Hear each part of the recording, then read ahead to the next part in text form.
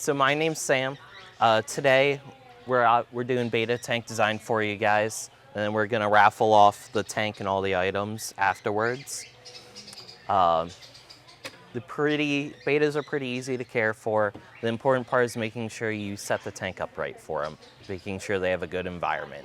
Part of that is aquascaping that we'll go over a little bit today. So aquascaping is basically gardening, but underwater, is the easiest way to put it. It's making sure your plants are in good positions, as well as making sure your fish are healthy in that environment. You can go again. So there's different types of aquascaping. I'm not going to touch on all of them. The main thing we're going to be doing today is called a jungle bio or jungle scape, which basically means we're going to put a bunch of plants in there. It's going to look a little wild and crazy, but betas tend to like that. We just want to make sure we leave some sort of open space for them as well. The plants I brought with me today to put in this tank, we have a Java fern. We have this plant called a delicate Armania. It's kind of red. It gets this awesome red color. We have a cryptocorn. We have a type of Anubias and some moss here. And a lot of these plants have broadleafs. The reason I went with broadleaf plants is because betas tend to like to sit on them or hide underneath of them. It just gives them that sense of cover and territory they really like and mimics their environment. The environment we're trying to mimic is kind of like shallow creek, pond, because that's often where betas tend to live. And they're even used by rice farmers because they'll put them in their paddies, and since they naturally eat stuff like mosquito larvae, dragonflies and everything, they'll go up and they'll just nom on them, and that's their food. Go to the next one. So the key idea that we're going to be playing with here are shapes, layers, and the most important one's going to be care for the plants and the fish. So today, when it comes to caring for the plants at least, they're all pretty easy and hardy. If you guys end up winning the tank, it won't be very hard for you to maintain. The hardest one here would be this delicate leaf Armania, and I can help you and talk to you through on how to care for that. The big thing it needs is it just needs trimmed every once in a while and just needs a little bit of iron supplements, which we have in this lot over here. The shapes is another thing. A lot of times when you look at a aquascape tank, they're like triangles or they are some sort of slope shape from one side down to the other. In this case here, we're going to try and build like a triangle moving towards the center, because that's the kind of shape this tank will work best with. Another thing is layers, and this comes forward with the plants mostly as well as the wood. You guys have probably heard about this in art class, where there's the foreground, the midground, and the background. Some plants grow taller than others, so they tend to do better in the back, while others tend to do better up front. So like the cryptocorn that we have here, he's going to do better in the front compared to the Armania, which is going to be towards the back. And the moss is just going to be everywhere because the moss doesn't care where it goes. And some things that we're doing in this tank to help care for the fish as well as the plants is this type of the dirt that we have in here is a clay base, and that helps the plants grow because it retains nutrients. And then we have these leaves, if you want to come up and hold one. These are called almond leaves. So what they're going to do in the tank is they're going to make the water a little bit brown. And by putting that brown in the water, it'll actually make your beta fish's colors look better, as well as just mimicking its natural environment more by changing the pH level in the tank. The wood will also do that, and so will the substrate. The plants also tend to like that. And another thing that's important for the plants is the light. Fortunately, this tank comes with a light, so we don't have to really choose a really good one for it. It's decent, and these are all super hardy plants that should be easy for you guys to take care of today. I do also have a couple rocks. We're gonna try and place those probably more towards this side and a little in the foreground, just to add some different texture to it, make it look a little more interesting and draw your view to certain areas. Okay. So important parts with taking care of this tank are going to be your weekly maintenance. What that means is every week you're cleaning the glass, you're going to do a water change on it using the water vacuum and then treating the water with the Betta Basics, which is a water conditioner. And if you have city water, what that does is it removes all the stuff that fish don't like from your water and makes it better for them to live in.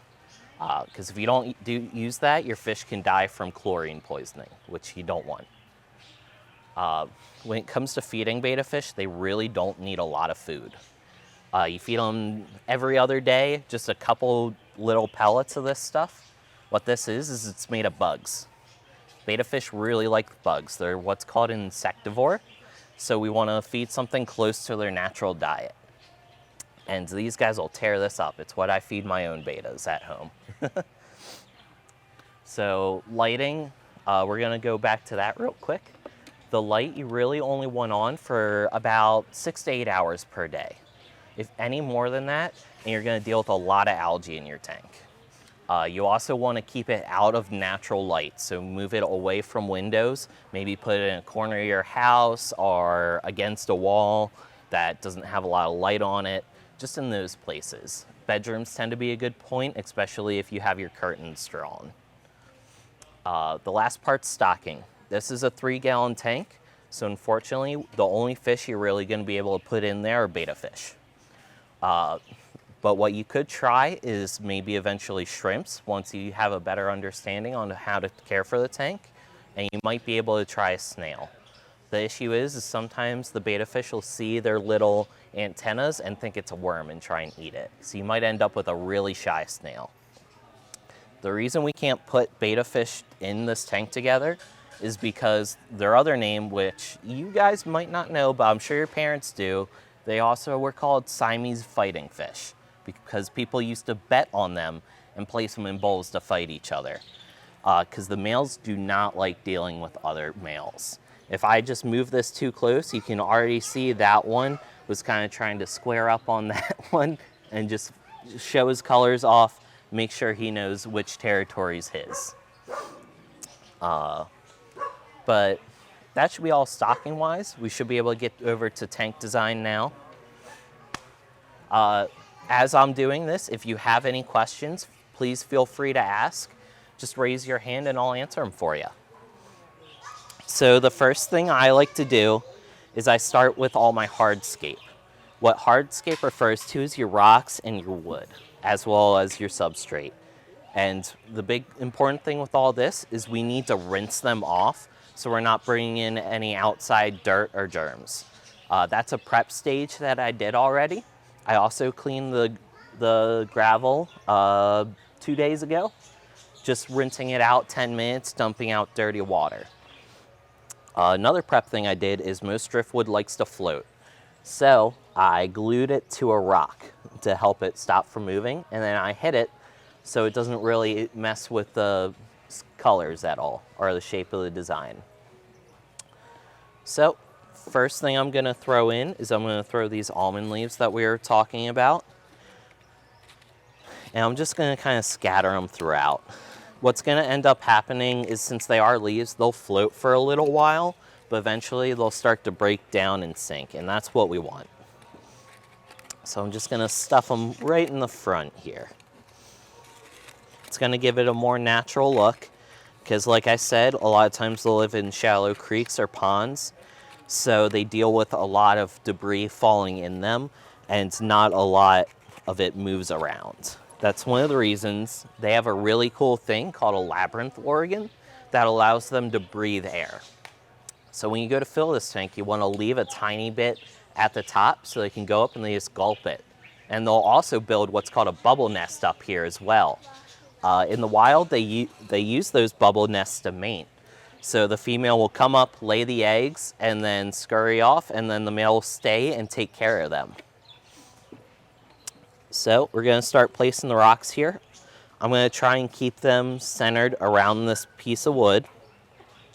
And while I'm designing this, I also want to make sure I'm keeping it easy to clean, because the harder you make it on yourself, the less you're going to want to clean it. So I think that's all we're going to do. It's kind of a small system. I don't have space for 3 rocks. The next thing I like to do is I'm going to take this moss, and the moss does a really cool thing where I don't have to bury its roots or anything. I'm just going to glue it straight to the wood in this tank. Now, this stuff is a little messy, so it's going to get everywhere. I can get it out of its packaging.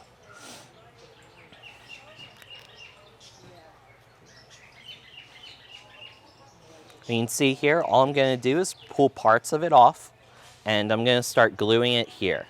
And I'm using basically what's just regular super glue on it. If you guys want, I'll give you a little piece. Just be careful with it. It is very messy, so you can see it and feel it. And once you're done with it, pass it over to him, okay? Oh.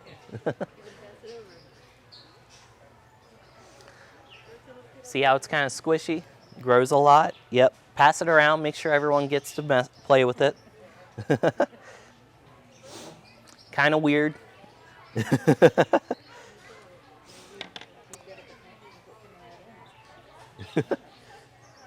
You can give it back. I'll take it back.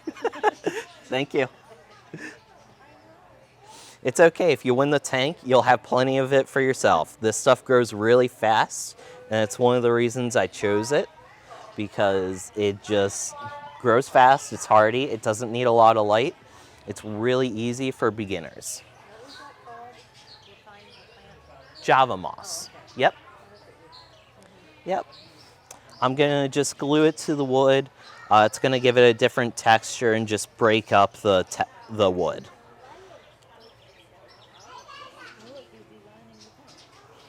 Okay. Ooh.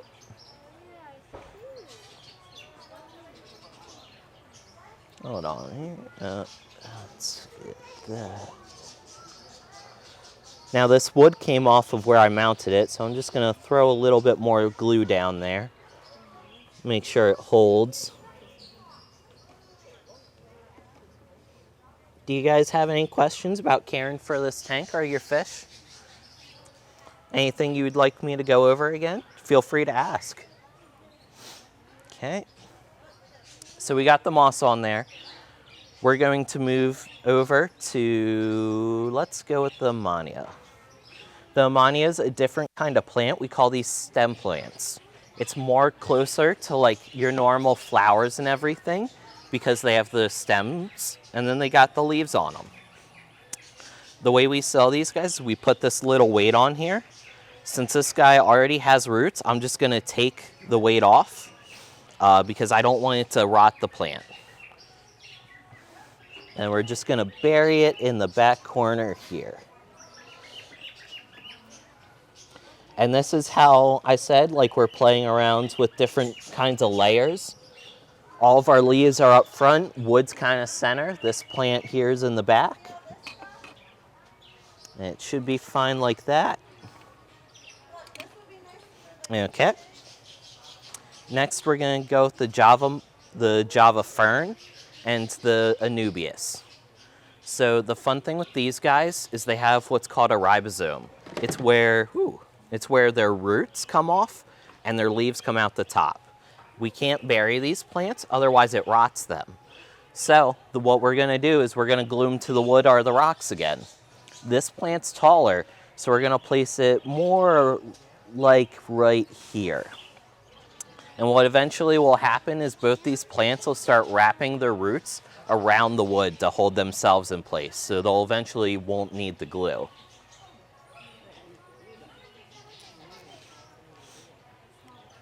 So you guys can do this yourselves too, if you ever want to. We sell everything I'm using here inside our store, and our fish supply people like Ben, manning our camera right there, will more than gladly help you out. Certain types of glue. So with glue, you want to use stuff that's It's called cyanoacrylate, which is basically most types of super glues. As long as it's like a thick gel, it tends to work very well, and it won't kill the plant off, which is important. So with this one, I'm going to place some more up front towards the front of the tank. And then our last one is my personal favorite plant, a Wentii, our cryptocorn. The really cool thing about these guys is that once it's established in your tank, it's going to kill all of its leaves off, and it's going to grow back new ones in a different shape and color. And every plant in this family does this. Some other plants do this as well, like other stem plants. And that's why you'll sometimes see different plants in our plant room have like 2 sets of leaves, because they started killing off their other ones and they're growing new ones. This guy's also kind of tall, so we're just going to plant it in the back right on here. And he should be okay. Now that the tank's basically set up, I don't want to add too much more because we still want to make sure as much as we want to give the Betta hiding room, we also want to give them swim room. They do like to swim quite a lot, and we want to make sure that the flow on this tank's adequate for them. So when you set this up, this little nozzle adjusts, so you want to move it up towards the top so it's not blasting a bunch right at the fish. Because a lot of times we bred Betta fish to look very fancy with the bright colors and long fins. They don't normally look like that in the wild. They got a lot shorter fins and less colors. It helps them hide as well as helps them move around. So since the tank's all set up, what I'm going to do here is I'm going to mist it and cover it in saran wrap. As long as these plants stay wet and in a moist environment, they'll stay healthy. So I got this pump right here, and we'll just go like this.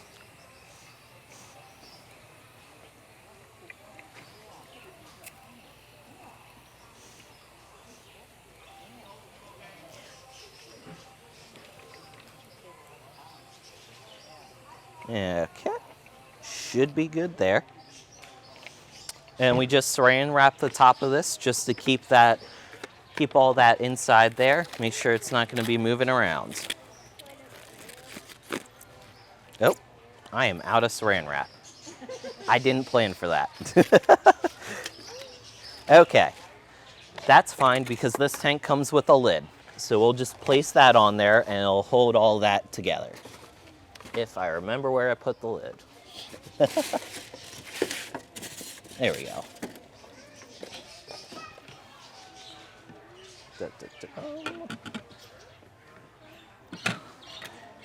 So now that the tank's all set up, do any of you guys have any questions? Anything you want me to talk about? Yes? That sprayer that you use for the water, do you sell this here? I believe we sell types of those. This is my personal one. I might have stole it from my sister and my mother, who use it for horses, actually. Oh, okay. So I know we sell similar types over in our reptile section, though.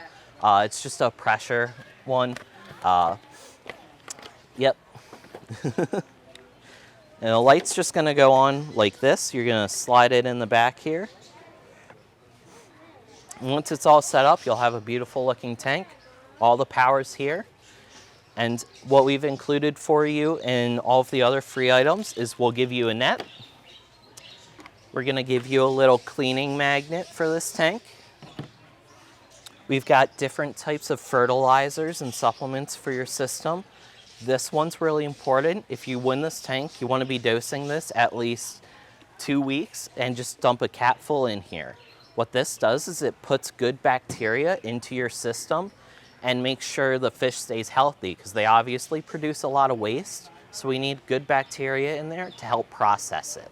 And that's what this introduces into the system. For different types of fertilizers, we got 3 types here. The important ones are just going to mainly be these 2 and this one. Well, this one helps a little bit. So these 2 help the plants grow a lot. It introduces different types of minerals that they need. And this basically just gives the plants a lot of food that they like. And then again, since the bettas like to eat bugs, we've included bug bites here for you guys.